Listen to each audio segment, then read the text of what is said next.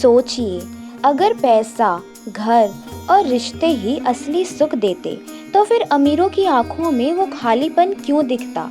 हम रोज भाग रहे हैं, कुछ पाने के लिए, कुछ बचाने के लिए, लेकिन क्या हमने कभी पूछा क्यों? अक्सर जिंदगी भर मेहनत करते हैं, पर जब मनचाही चीजें नहीं मिलती तो कहते हैं अब बहुत हुआ, सब कुछ छोड़कर जंगल निकल जाते हैं।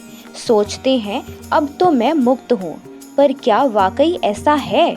मुक्ति का मतलब सिर्फ त्याग नहीं, बल्कि भीतर से जागना है। सच्चा ज्ञान मिलते ही इंसान ना कुछ पाना चाहता है ना कुछ छोड़ना, क्योंकि तब उसे समझ आता है कि जो था, जो है और जो होगा वो सब एक ही का रूप है। राजा जनक को जब ये समझ आया तो वो महल में बैठकर भी उतने ही मुक्त थे जितना कोई साधु हिमालय में बैठा हो। यही है आत्मा का अनुभव, जहाँ न दुख छू सकता है न सुख बांध सकता है। जहाँ ये दुनिया है वहाँ दुख है। क्यों? क्योंकि ये दुनिया ही इच्छाओं से बनी है, और जहाँ इच्छा है वहाँ असंतोष पनपता ही है। कोई शरीर से दुखी है, कोई मन से टूटा हुआ है, और कोई ऐसे शब्द कह गया है जिनका बोझ अब खुद उठा नहीं पा रहा। क्रोध, काम, लाभ, मोह, ये हमारे दुखों की जड़ें हैं। और मजे की बात ये कि तपस्वी हो या योगी, इनसे बच नहीं पाया कोई। हम इस संसार के बंधनों में ऐसे जकड़े होते हैं जैसे कोई नाग हमें जकड़े बैठा हो। हर समय कुछ पाने की चिंता, हर पल कुछ खो देने का डर। हम पसीना बहाते हैं, दिन रात मेहनत करते हैं, पर जब वो नहीं मिलता जिसकी चाह थी तो शरीर थक जाता है, जुबान शिकायतों से भर जाती है और मन खट्टा हो जाता है। फिर शुरू होता है दोष देना। किसे? भगवान को। कहते हैं मैंने तो सब कुछ किया, फिर भी मेरे साथ ऐसा क्यों? और बस यही होती है सबसे बड़ी पीड़ा। लेकिन राजा जनक कहते हैं मैंने इस खेल को पहचान लिया है, मैंने अपने शरीर, मन और वाणी को छोड़ दिया है। अब मैं पुरुषार्थ को पा चुका हूँ और सच्चे सुख में स्थित हूँ। कर्म प्रधान विश्व करी राखा, जो जसी करही सो तस फल चाखा। तुलसीदास जी ने ये बात एकदम साफ कही थी कि संसार में जो करेगा वही भरेगा, पर अष्टावक्र इस सोच से सहमत नहीं है। वो कहते हैं कर्म को ही सब कुछ मानने वाला इंसान असल में भ्रम में ही जी रहा है, और विडंबना देखो, उसे ये भ्रम इतना प्यारा है कि वो इससे बाहर आना ही नहीं चाहता। अब ध्यान से समझो, कर्म का शरीर और दुनिया के लिए महत्व है, लेकिन आत्मा के लिए ना कोई मतलब, ना कोई बंधन। हाँ, जीवन चलाने के लिए कर्म जरूरी है, रोटी कमानी है, घर चलाना है, रिश्तों को निभाना है, पर वो भी सहज रूप में, बिना लालच के, बिना जमा करने की हवस के। सादा जीवन, साफ नियत, सात्विक कर्म, यही असली कर्म है। जब तू खेत में बीज बोता है और मेहनत से उसकी देखभाल करता है तो फल मिलेगा, ये तय है। लेकिन अगर तू दूसरे के खेत की फसल पर नजर रखेगा तो फिर तुझे चुपके से जाना पड़ेगा, चोरी से, चालाकी से, और यही तुझ में पैदा करता है आसक्ति। राजा जनक को अब ये समझ आ चुका है। वो जान चुके हैं कि आत्मा का कोई संबंध कर्म से नहीं है। उनका हर कर्म अब सहज है, निर्मल है, और वो खुद उस कमल की तरह है जो पानी में रहकर भी भीगता नहीं। जनक अब शरीर नहीं, मन नहीं, वो अब केवल आत्मा है, और यही आत्मा स्थिति है जहाँ कोई दुख नहीं, कोई भ्रम नहीं, बस परम सुख है।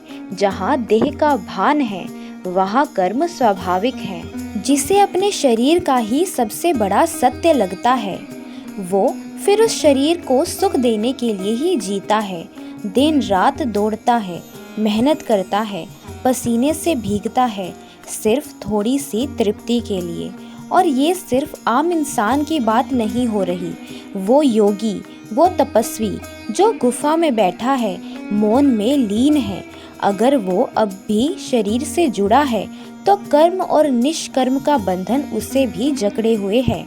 उसके कर्म भले योग कहे जाते हों, साधना, तपस्या, अनुष्ठान, पर अगर ये देह की आसक्ति से है तो ये आत्मा की ओर नहीं, संसार की ओर ही ले जाते हैं। राजा जनक ने इस रहस्य को समझ लिया है। वो साफ कहते हैं अपने गुरु से, जिस बंधन में तपस्वी भी बंधे रहते हैं, उस कर्म निष्कर्म की उलझन को मैंने पीछे छोड़ दिया है। अब ना कोई मिलने की बेचैनी है, ना कोई बिछड़ने का डर। मैं अपने आत्म स्वरूप में स्थित हूँ और यही मुझे परम सुख मिला है।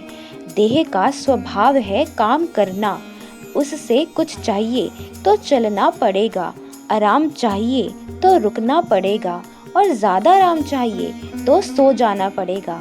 नींद वो जगह जहाँ शरीर तो थकन मिटाता है, पर मन वो फिर भी जागता है, कभी खुशी दिखाता है, कभी डराता है। वो स्वप्न जिसमें हमें लगता है सब सच है, जबकि सब भ्रम होता है। और यहीं से शुरू होती है लाभ हानि की उलझन। हर इंसान की सोच यही होती है, जो मैं कर रहा हूँ उसमें फायदा होना चाहिए, अगर नुकसान हो गया तो। अगर यहीं से चालू होता है मानसिक द्वंद्व, क्या शुभ है, क्या अशुभ है।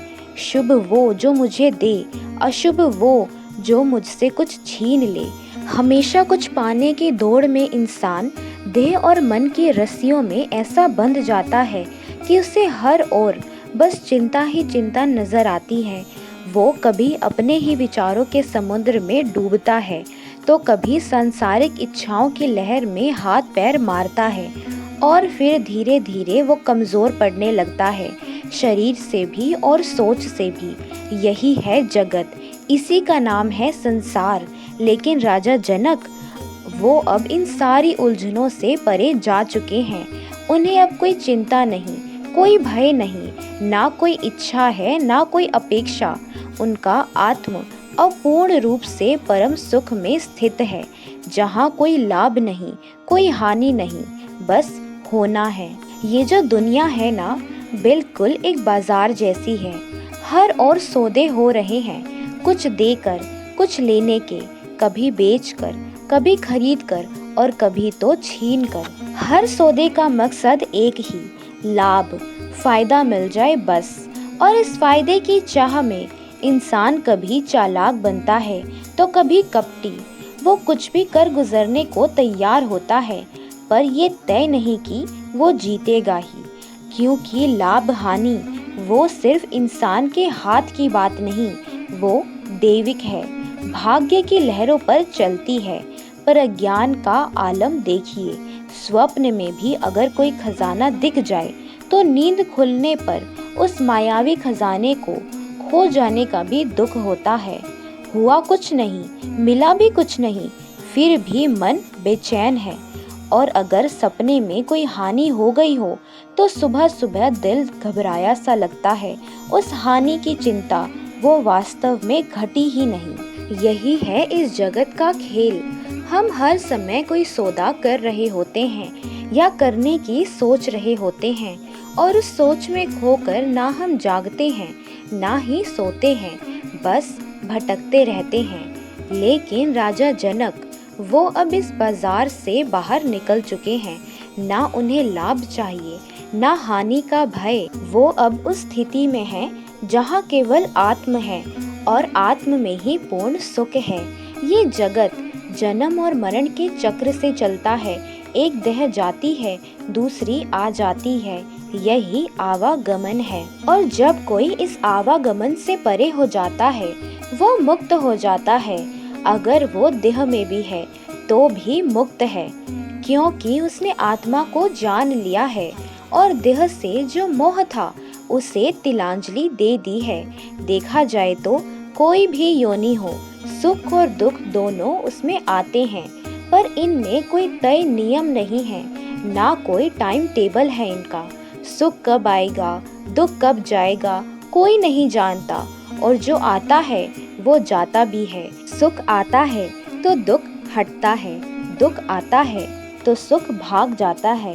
ये दोनों जैसे एक दूसरे को सहन नहीं कर सकते और इसी द्वंद में फंसा है अज्ञानी जीव। जब दुख आता है तो वह छटपटाता है, उससे मुक्ति की कोशिश करता है, पर जब सुख आता है तो वो उससे चिपक जाता है, उसे पकड़कर बैठ जाता है, मानो यही सच्चा आनंद हो। और यही सबसे बड़ा भ्रम है। राजा जनक इस भ्रम से निकल चुके हैं और उन्हें ना सुख का लालच है, ना दुख का भय। उनके लिए अब कोई शुभ नहीं, कोई अशुभ नहीं। वो सबका परित्याग कर चुके हैं और आत्म सुख में स्थित हैं। एक ऐसा सुख जो कभी बदलता नहीं, जो ना आता है ना जाता है, बस है।